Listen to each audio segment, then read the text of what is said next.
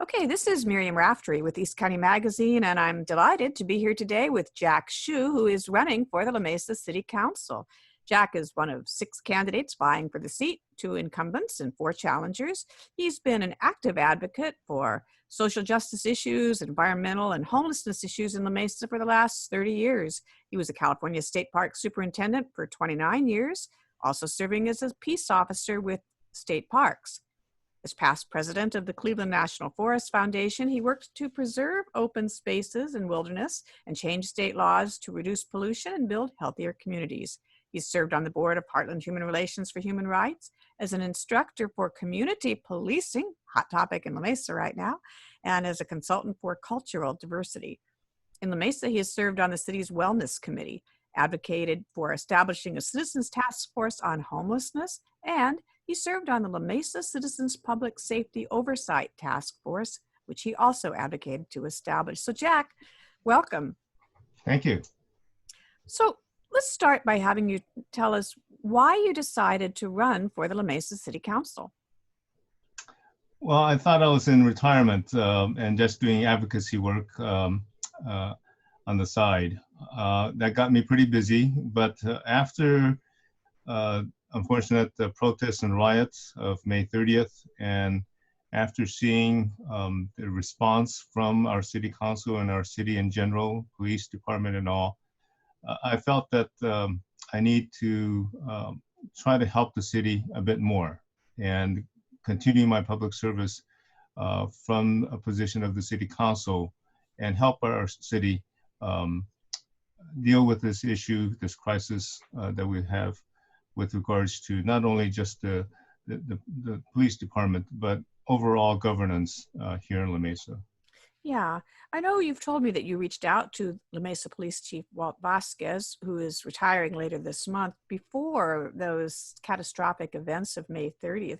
Can you tell us what response you got and how you would have handled that whole situation differently to maybe, try to prevent some of the violence and the rioting that happened after the protest? Sure. So the days before that protest, of course, that incident at the La Mesa trolley station occurred. The Murray Johnson Murray Johnson. And Officer Degas. I saw that video. It was going viral through the community. And I emailed Chief Vasquez and said, can I help? You need to come up with, I think, some kind of public statement or forum. Even under COVID, you could have some kind of a media event and try to answer some questions. Right. And as backdrop, by the way, for people who may not be familiar with that incident, Murray Johnson was a young Black man who was stopped by Officer Degas. Officer Degas claimed the young man had assaulted him, charged him with assault, but body cam footage failed to back up the officer's claim.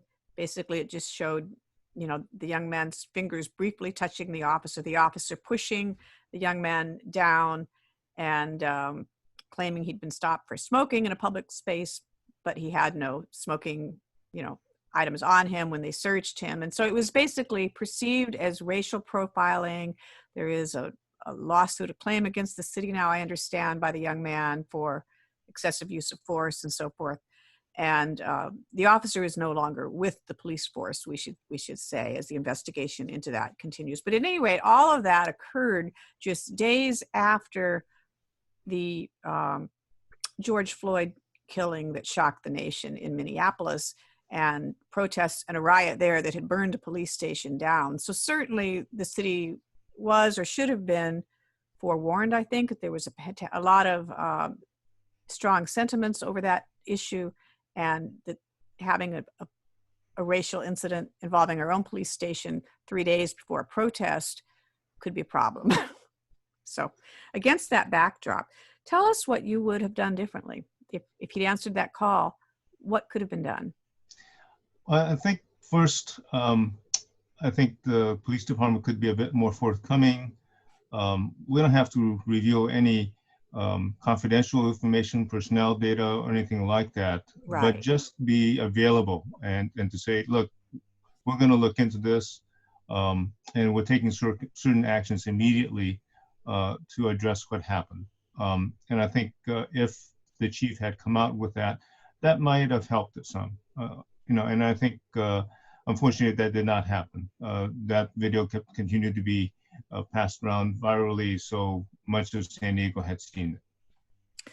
So what changes would you support after everything that's happened in the police department, first and foremost, but also in the city's policies? And it seems to me there's two issues needed to restore the community trust. One is to assure everyone that there will be all efforts made to have fairness and racial justice in policing itself, but also to assure that police will be able to protect our community in the future. There were certainly a lot of merchants that were very worried that the police were locked in their station and busy with the rioters later. And meanwhile, you had dozens of businesses that got looted and 3 of them that were burned down. Yeah. Well, I think to begin with, I mean, I've been working on this for pretty hard for at least a year and a half, and I'm quite familiar with law enforcement culture. And I think the tendency for the La Mesa Police Department, unfortunately, was pretty much in denial. Even after our incidents at Helix High School, where a student was essentially thrown to the ground twice by an officer in front of many students and video cameras. So we were in the state of denial that we didn't have a real problem in our police department. They're the good guys, they're good officers, maybe 1 or 2 bad apples, but they can handle that. That kind of attitude needs to change.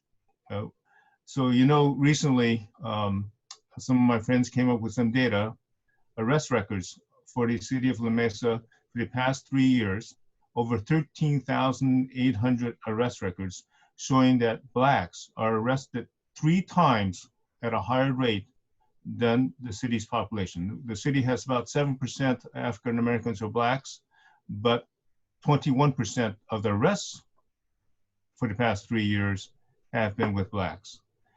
That's some good hard data. Unfortunately, the city doesn't even look at that data. We had to do a Freedom of Information request to get that data and crank out that data. The police department, the city council, if they're responsible, would have been at least looking at that kind of information.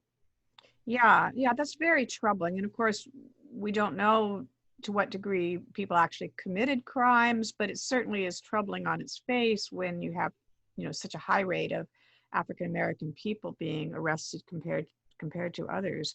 What is the answer, Jack? What does the city need to do going forward? There's some opportunities here. As we say, there's going to be a new police chief soon. We don't know who.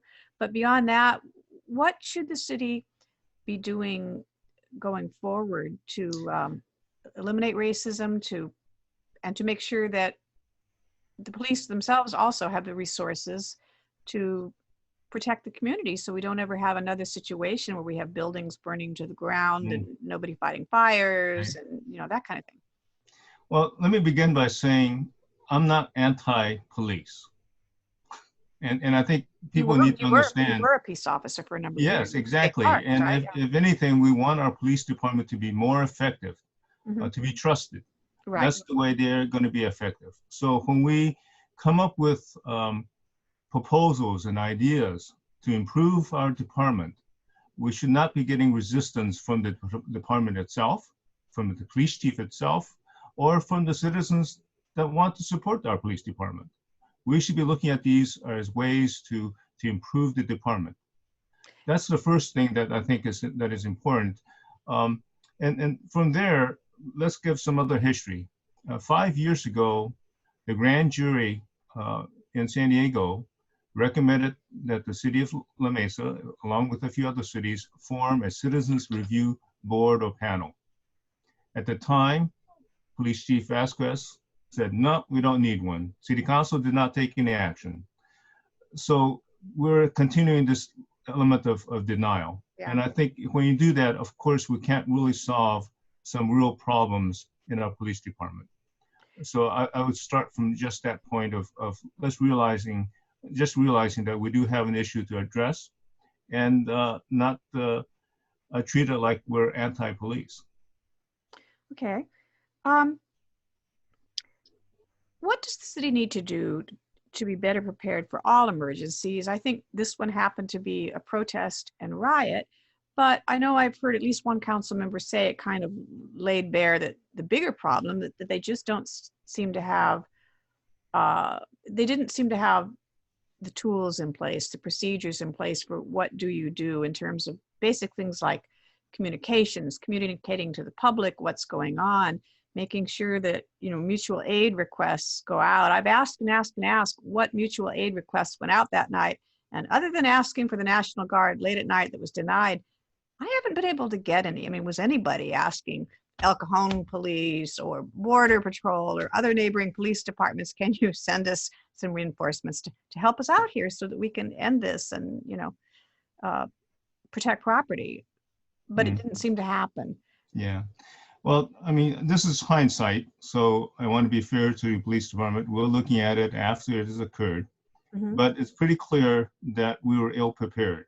We were ill prepared not only in terms of methodologies and skills to deal with large protests in the city, but also ill prepared in terms of how to request for help and manage a large group of protesters. And then after that, we had this element of rioters. And I want to also make that distinction. The protesters and rioters are two different groups. The people who broke windows, set fires to the banks, etc., that's a separate group from the protesters, which for the most part were pretty peaceful. Yeah, no, I know a lot of people citizens who are out there, long-standing La Mesa citizens, and you're right. I would say the vast majority of the protesters came there with nothing but peaceful intentions, and we don't really know who it was that showed up at the end there causing all of the mayhem. Right. But it was probably not the protesters. Right. So as it escalated, you're right. We did not have the ability to deal with that, not only in terms of numbers of police officers from other jurisdictions that could have come to help, but also in terms of our overall approach to the protest itself and the escalation that came after. Yeah, let's talk about the use of these. I don't even want to call them non-lethal weapons. It should be less lethal weapons, because actually things like tear gas and rubber bullets, I don't think they use those, but they did use tear gas, pepper spray, and bean bags. And these can kill people. They can cause serious injury. There was a woman who lost an eye, and you know, there's controversy over what she was doing or if she was throwing something at police. But nonetheless, what is your view on when use of these weapons is appropriate or not appropriate? Does that need to be relooked at?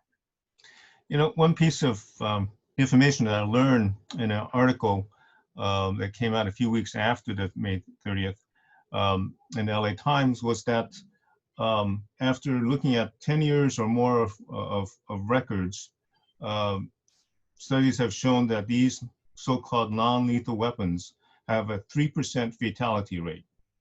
Wow. And so I'm wondering if the commander, whoever was in charge of and gave the order to start using these items, knew that if they had started using them, that's a very good likelihood that someone was going to get either killed or have some severe injury. Well, but another thing that we found out through public records request was that the incident commander there was Lieutenant Brian Stoney, not a captain, not the police chief. So that raises a whole other level of questions, you know, of why was a lieutenant, which is a relatively low-ranking officer, put in charge of such a major event. Or the kind of experience that lieutenant may have or had. So yeah, maybe he'd had experience elsewhere in something like this. We don't know. Yeah, so I'm not sure, but we know that the overall approach that the police department was having for that protest and what happened that evening was pretty much to protect the police department's facilities, the city hall, and kind of be not seen, at least for the first 4 hours of that event. And even later, they were kind of just staying in that vicinity, which of course we now know that lay vulnerable the rest of the city. So I think there was looting at Grossmont Center, the La Mesa Springs Shopping Center, downtown La Mesa, many places. And the fire department could not put out a fire literally 2 blocks from the fire department, Yeah. from the Yeah. fire Three, station. three buildings that burned all night long. Right. Came around So, occasionally and squirted water on it very, very, very late, but yeah. no firefighters on the ground. Lots Yeah. of things, lots of questions. So it really showed that we were ill prepared strategically, and I think in terms of just overall how to approach all these issues. You know, to my knowledge, the rioters that evening, yes, they had bats. They may have even had Molotov cocktails here and there, but overall, it wasn't as if we were facing an army that was heavily armed and could do huge amounts of like some kind of warfare type thing. Yet our police department was treating it as if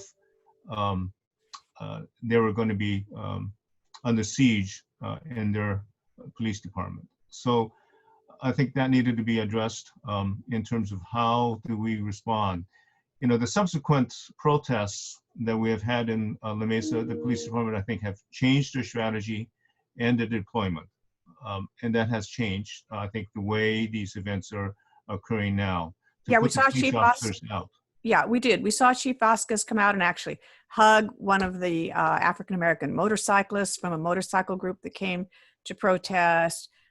They've been out talking to organizers of the others to make sure they understood what the protester goals were and that there was going to be an end time to the rally. So they certainly have learned something, but was that the kind of advice you would have given them to begin with? I understand you have actually mediated between police and protest groups in the city of San Diego in the past. I mean, how did that go? Civil disobedience is part of the American tradition. It is protected under our Constitution. So it is something that I think everyone needs to respect and know that civil disobedience is something that is okay in this country. It is part of our culture, and we should protect it and respect it. Obviously, violence is not something that we want. Destruction of property is not something that should occur. And for the far majority of the protesters certainly do not advocate that or participate in that.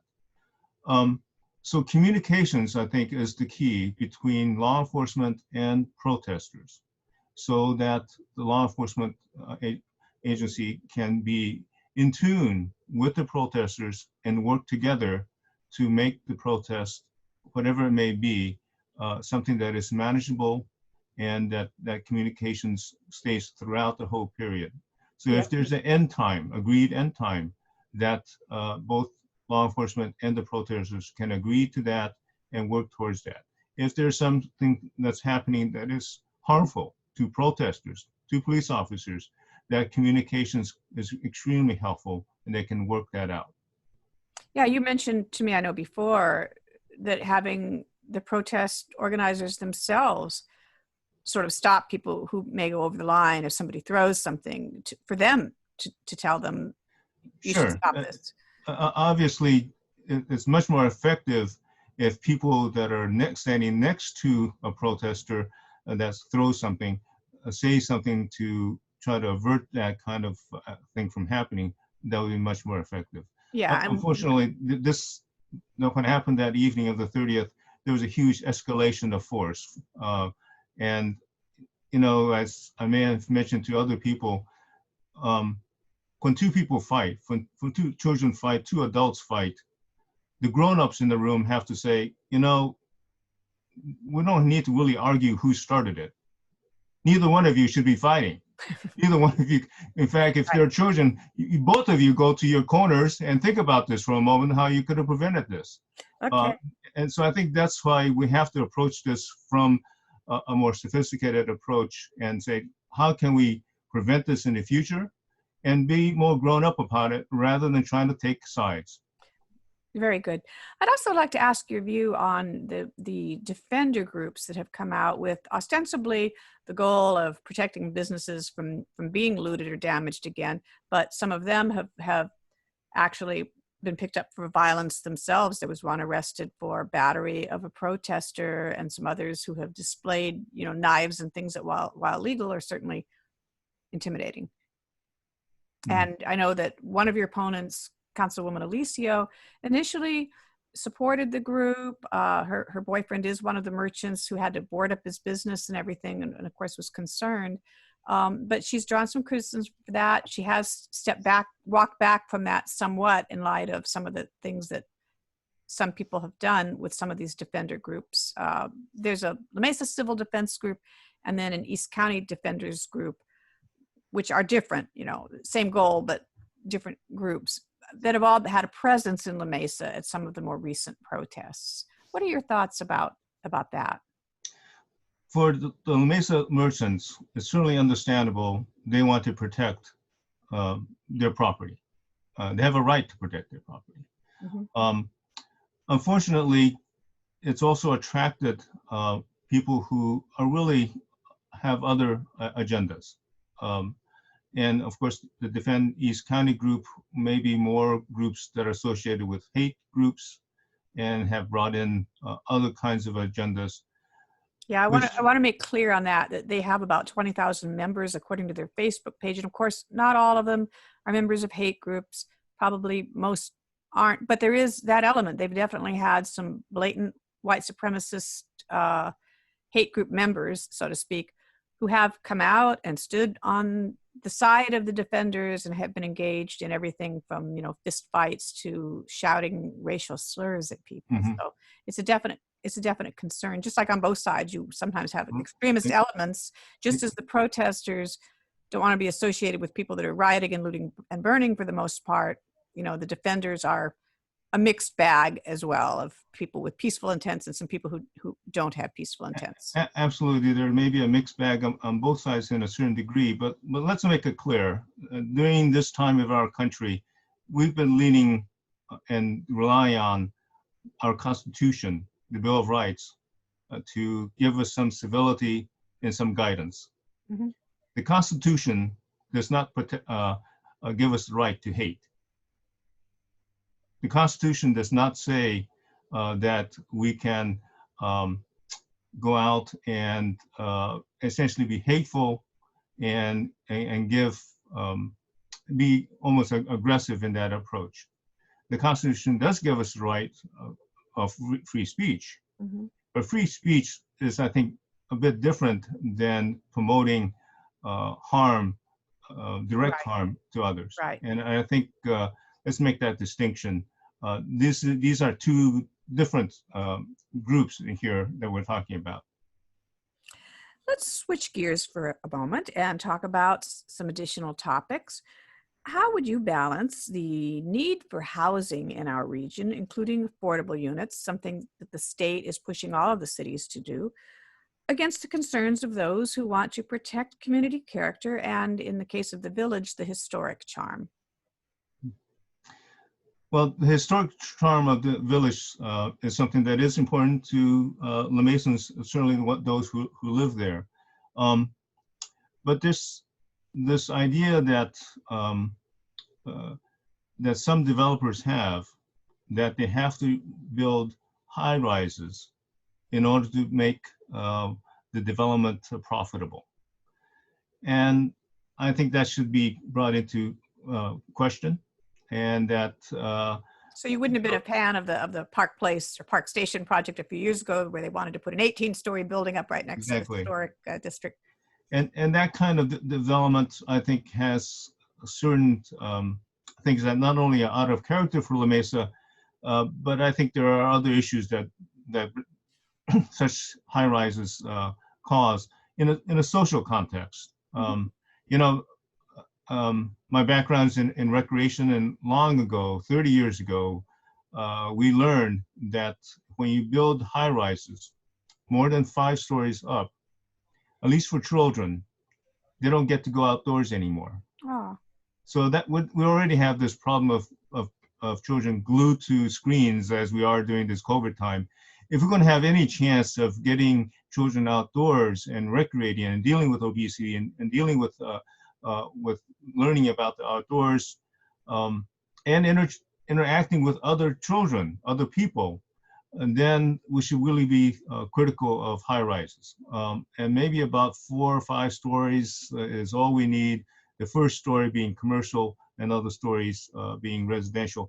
Many communities throughout the world are based on that kind of model, and they have the most beautiful cultural, commerce and economies based on that kind of development. We have only so much space left in La Mesa. We're not going to be, building huge number of homes.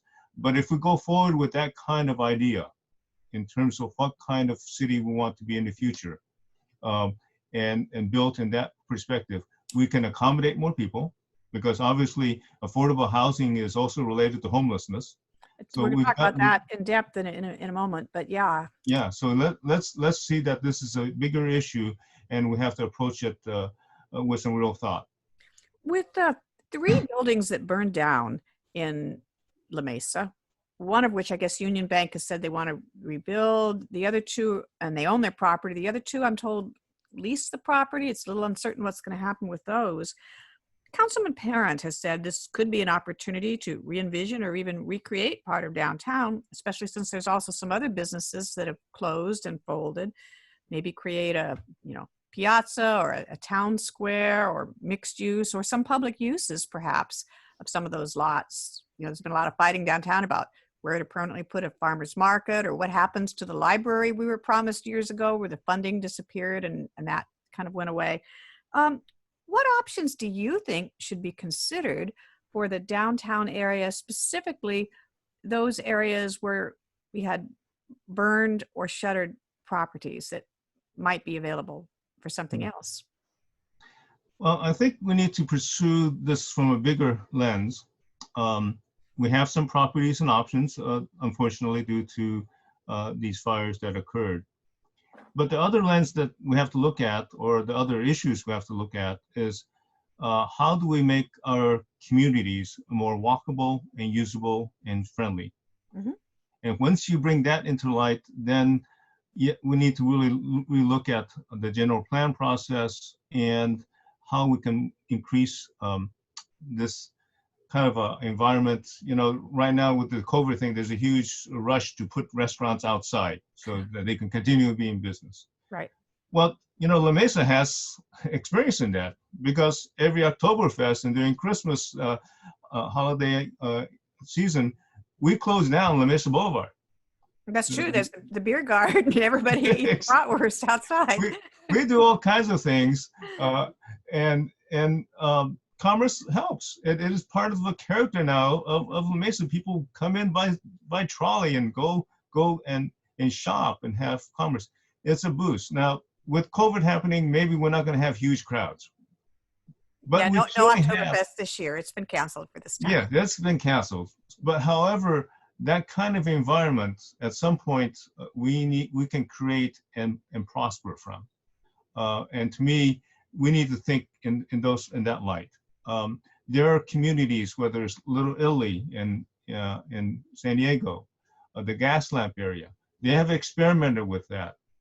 They have closed down the gas lamp area, Fifth Street, at least during the weekends. Every weekend for a while, they're going to do that, just to promote the businesses and make it more safer as well as more attractive. We can create that kind of environment in La Mesa. These properties might give us that option, give us a reason to move in that direction. And I think that needs to be thought out. It needs the involvement of the community as we move in that direction. What about areas other than downtown? We hear a lot of focus on that area. Naturally, there's parking meter money and so forth, that gets fed into the city from that. But La Mesa has many other neighborhoods too that sometimes don't get as much attention. Do you have any ideas for some of those? I think I have a lot of hopes for those communities. When I say a vibrant La Mesa from one end to the other, I mean El Cajon Boulevard, La Mesa University Boulevard, Grossmont Center, Lake Murray area, or Lake Murray Drive. We have commerce throughout the city of La Mesa that we need to pay attention to. Those communities need to be paid attention to. They're part of La Mesa just as much as the village is, and that we need to think of what we can do for those communities to serve them better. And it's more than just the commerce and economy and restaurants and storefronts. It is the complete feel of those communities that I want to pay attention to and figure out ways that we can improve and help those communities feel not only a part of La Mesa, but that they can prosper. Okay. What are your ideas for easing the homelessness problem in La Mesa, especially during the pandemic when things like public restrooms and libraries are closed, there's no cool space for them to go?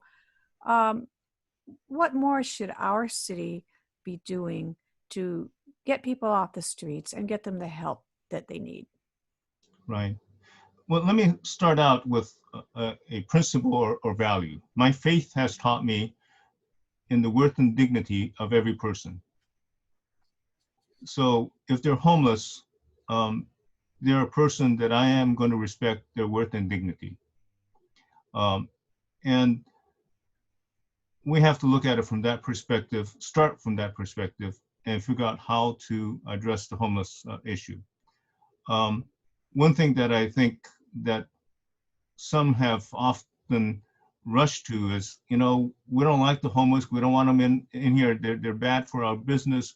Can we find a place to put them someplace? Can we move them out? Can we move them to the next city, etc.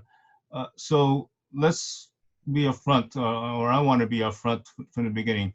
That's not going to be my policy. I don't think we should be just simply moving someone away because we don't like the way they look in our neighborhood. We should note that studies locally have shown that most of the homeless people in East County became homeless in the cities that they're in. They didn't just come in from somewhere else because the weather is good. Right. Studies have, exactly right. They're actually La Mesans. They just don't own property or rent apartment, but they're part of La Mesa, and they're not foreigners. So let's see if we can come up with ways to shelter them, at least give them a place to have a bathroom and a shower occasionally, and then find places where they can be sheltered and taken care of, along with a longer term solution in terms of finding affordable housing and housing options. That includes everything from employment to taking care of them. Now, there's one particular aspect or part of the homeless population which unfortunately is probably going to be growing due to our current economic situation, downfall due to COVID-19, and that is mothers with children. There's no reason why we can't make provide extra assistance to children and these families in terms of finding a way that at least they can keep up with their schoolwork in some way. At least we can find some way that they can find shelter, and we should be able to do that. We're not a depressed third world country or city here. We have resources. Would you support something like what El Cajon just did this past week, where they voted to allow emergency sleeping cabins for homeless women and children, and possibly others in the future? The first one is a little village of these kind of like tiny homes with a shared, bathroom facility in this case. And that one is going on the property of a church that was willing to donate part of its church property for this purpose. Is that something that La Mesa might be able to do? Sure. First of all, unfortunately, the city of La Mesa doesn't have a lot of expertise in this. Mm-hmm. City government doesn't. But our faith groups do. Mm-hmm. The Interfaith Shelter program that I've been involved with for over 25 years or so, they have some experience. Yeah, these cabins only cost about $4,000 a piece to build. So it's just a matter of finding where to put them and then changing ordinances to make it possible. Exactly. And we have faith organizations here in La Mesa that have been participating in programs to help the homeless. So there is some expertise here. That's one of the things that I found that La Mesa does have. We have a great number of people in La Mesa with all kinds of expertise and skills and abilities and a willingness to help. We saw that after the event on the 30th. People came from everywhere to 600 people with mops and buckets came out to clean up the next day. So that really does restore your faith in why it's great to be a La Mason. I was born here. I'm pretty proud of the city and its residents. Despite everything that happened, they came together, and you saw people of every color, every faith out there helping with the cleanup. It was really very moving. And we have the La Mesa Homelessness Task Force. There's experts there. We can go to them and say, let's expand this even further. They were able to get some grant funds. They're working on some projects.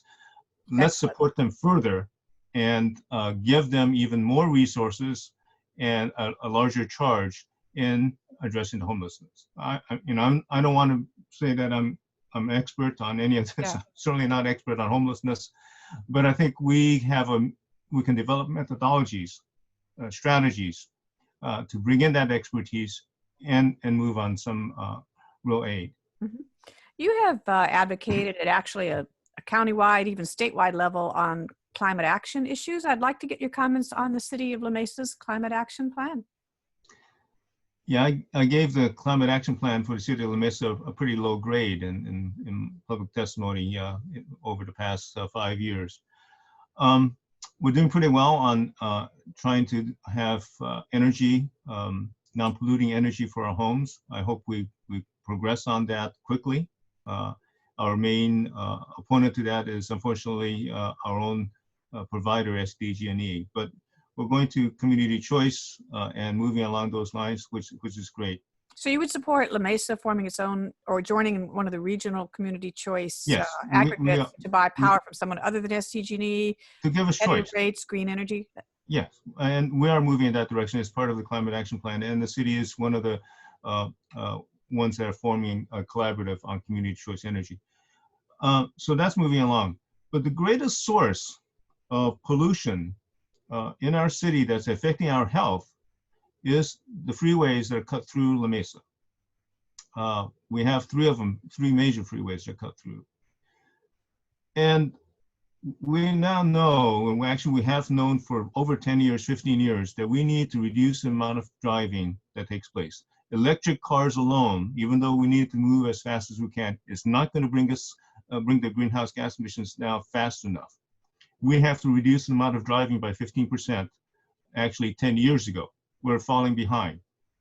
We need to employ those strategies, and the climate action plan for all the cities, including La Mesa, does not include any provisions of addressing regional drive-through traffic. It only deals with in-house traffic in the city of La Mesa. That's an error in the climate action plans, and we need to fix that. La Mesa needs to say, in our climate action plan, we're going to address people who are driving through the city or just on the freeways, that we're going to have input, we're going to have influence to SANDAG, our regional transportation planning agency, with a mandate that we want that reduction, and we want it now. We need to reduce greenhouse gas emissions 10 years ago. We should have done it 10 years ago. We're behind. We need to reduce the amount of traffic on 125 on Interstate 8 and 94 by 3-4% starting now. And we need to come up with systems to do that. How would you do that?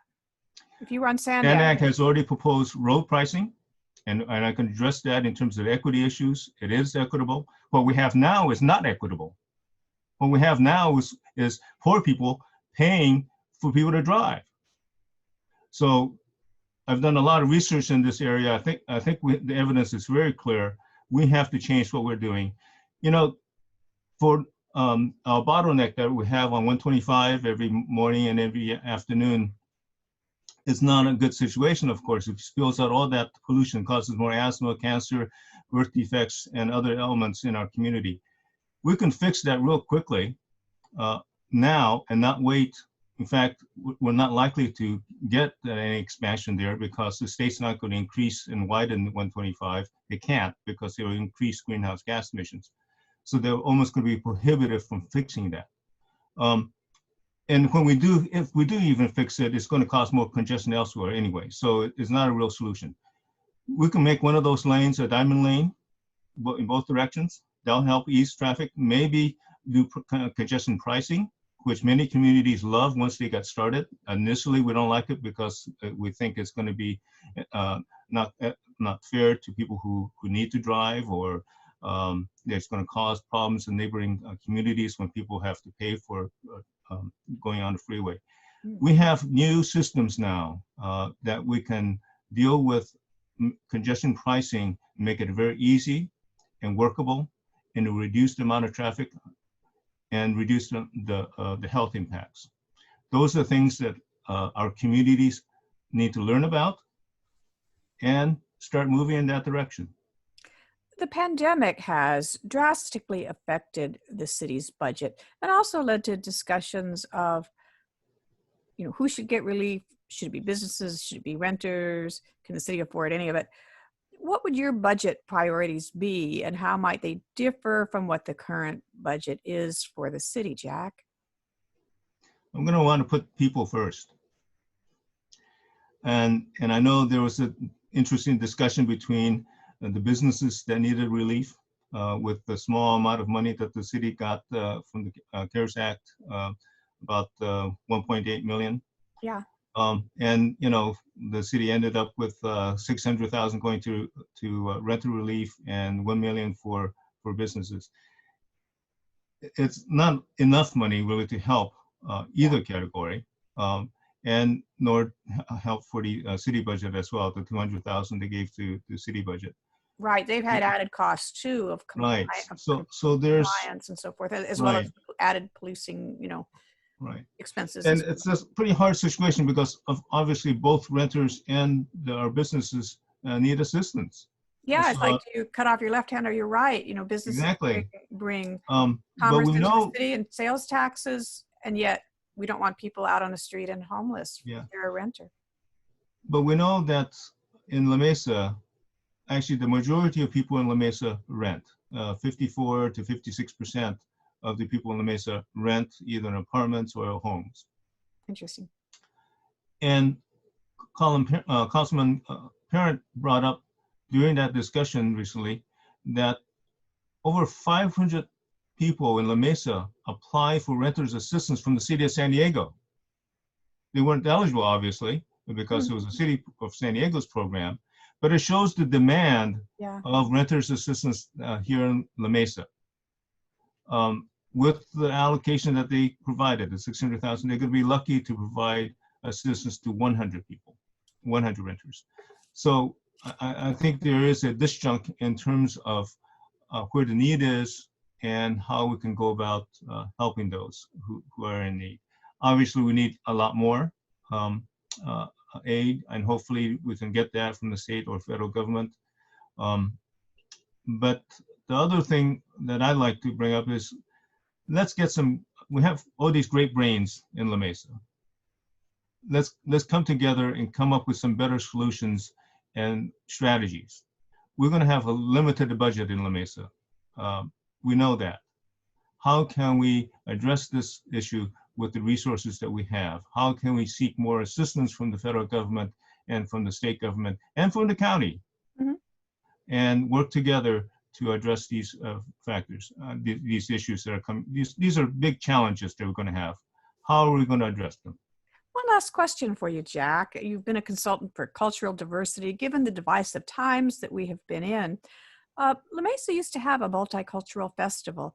They got rid of it the year that they had their centennial because there was a conflict of having both of those in the same month, and somehow it never came back. Do you think when we get past the pandemic and there's a vaccine and we're allowed to hold public events again, is it time to bring back a multicultural festival or something like it to celebrate our diverse cultures in La Mesa?